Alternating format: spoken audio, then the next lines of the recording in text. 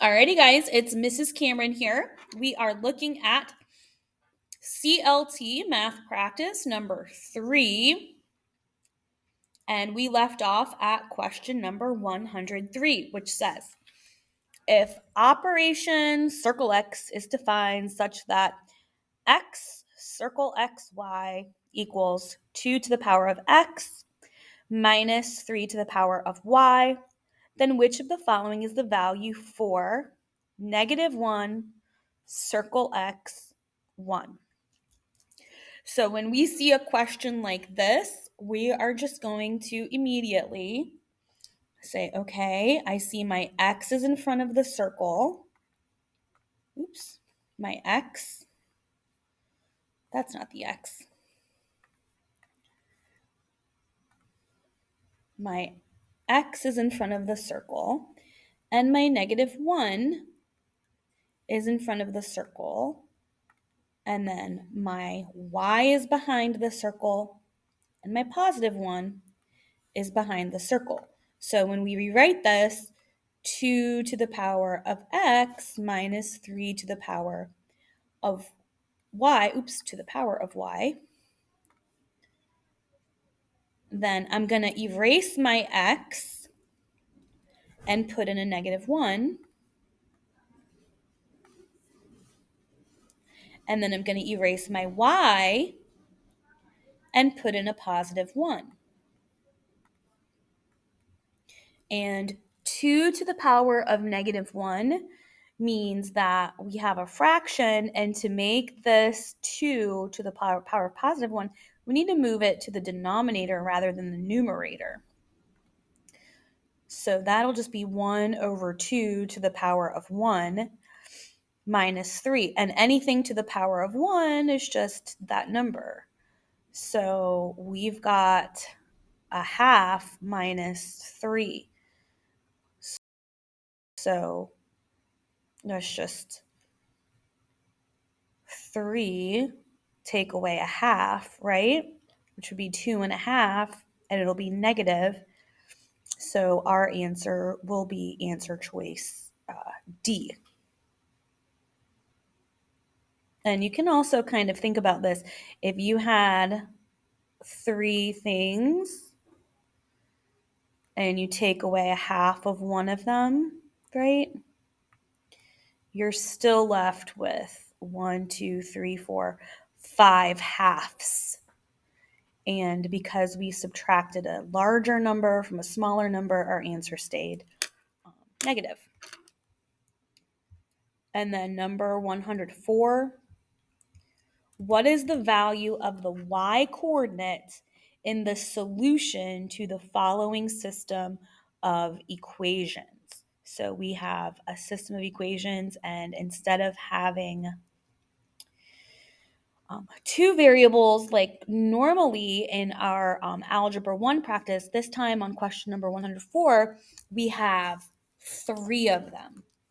So I'm going to start right away with my top line here and the bottom equation here, my top equation and my bottom equation. I'm going to take the top equation and the bottom equation to eliminate the z's first, so that then I can take the solution to the system of equations and plug it into the middle. So if I can eliminate the z's, then I'm only solving a two-system equation, which is like more like what we're used to doing in our class. Now, in order to do this, to eliminate my z's, I'm taking away 2 z's down the bottom, x minus y minus 2z equals -2. So on the top, I need to have 2z. So I'm going to multiply everything here by 2. So I'm going to make that 2x plus 2y plus 2z equals 14. And now I'm going to add my two equations. So 2x plus x makes 3x. 2y minus y makes 1y. So just plus y, the 1 is invisible. And then 2z minus 2z, those cancel out. That's what I wanted them to do. I wanted them to eliminate. And then 14 minus 2 is 12. So you see now I have this 3x plus y equals 12. And the middle equation here, 9x minus 2, equals 6. And I think it'll be easiest for me to eliminate my x's next because I want to solve for y anyway. So if I take this one, how it is, my middle equation, 9x minus 2y equals 6. And I want to eliminate my x's. I need to turn this equation to have a negative 9x. So let's take another color and move this over here. And while I'm moving it, I'm going to multiply everything times negative 3. 3 times negative 3 is negative 9x. Y times negative 3 minus 3y. And 12 times negative 3 equals negative 36. Now my x's are eliminating the way I wanted them to. We've got negative 2y plus negative 3y is negative 5y equals 6 minus 36, negative 30. Solve for y by, that's right, dividing both sides of the equation by negative 5. To give us y equals a negative divided by a negative is a positive. 30 divided by 5 is 6. We have found that answer.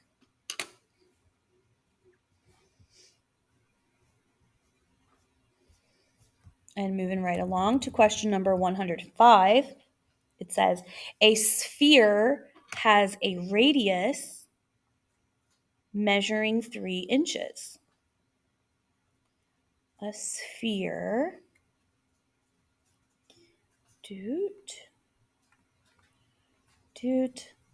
has a radius measuring 3 inches. So from the middle to the edge is 3.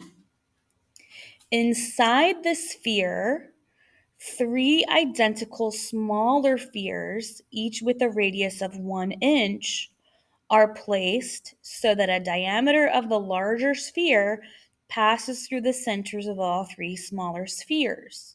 So inside of this sphere, you have 1, 2, 3 more mini spheres. Those are not supposed to be smiling potatoes. They are supposed to be little spheres with each of them with a radius of 1 inch. And our question, what is the volume of the region inside the larger sphere but outside the smaller spheres? So we need to find the volume of our large sphere and then subtract out the volume of our 3 smaller spheres. And if you take a look at your reference sheet on the CLT, you are given your formula for volume of a sphere, which is volume equals 4/3 pi r cubed. So we would take this, right, this big volume, and then we're going to subtract out our volume of our 3 smaller spheres. So we're going to take our large circle minus our smaller sphere, sorry, not circle, sphere. And since there's 3 smaller circles, we're going to multiply this by 3 by 4/3 pi r cubed. And now we're going to sub in our radius or radii. The larger circle has a radius of 3 inches, where the smaller one has a radius of 1 inch. And then 3 cubed, 3 times 3 is 9, times 3 is 27. So we got 4 times 27 over 3 pi minus, these 3's will cancel out. 1 times 1 times 1 is 1, times 4 is 4, minus 4 pi. And now 27 divided by 3 is 9. I can simplify before I multiply. So that's 4 times 9 is 36 pi minus 4 pi. Our answer is 32 pi inches. And look at us go. We're rolling right along. These questions do go in order from easiest towards the beginning to more difficult towards the end. Here we are at question number 106 already, and we're getting into where it's supposed to be some of the more difficult questions on this test. So I got 3 minutes on the next question. Yeah, I got time. What are the x coordinates of the points of intersection of the parabolas y equals 2x squared minus 3x and y equals x squared plus 4? So we want to see where the x's intersect, right?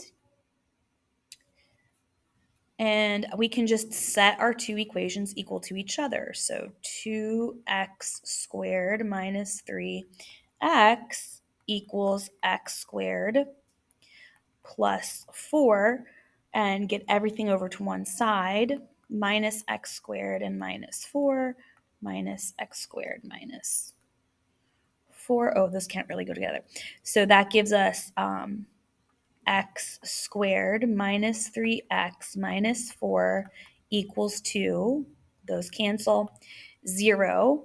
And then when we factor that out, right, like we do in class, we need something that multiplies to give us x squared, that's x times x, and multiplies to give us negative 4 and adds to give us negative 3. So I would say that's negative minus 4 plus 1, and x times negative 4 minus 4x plus x minus 4. So that's where x minus 4 and x plus 1. And our answers will be positive 4 and negative 1. So our answer would be A. And I'll see you on the next one.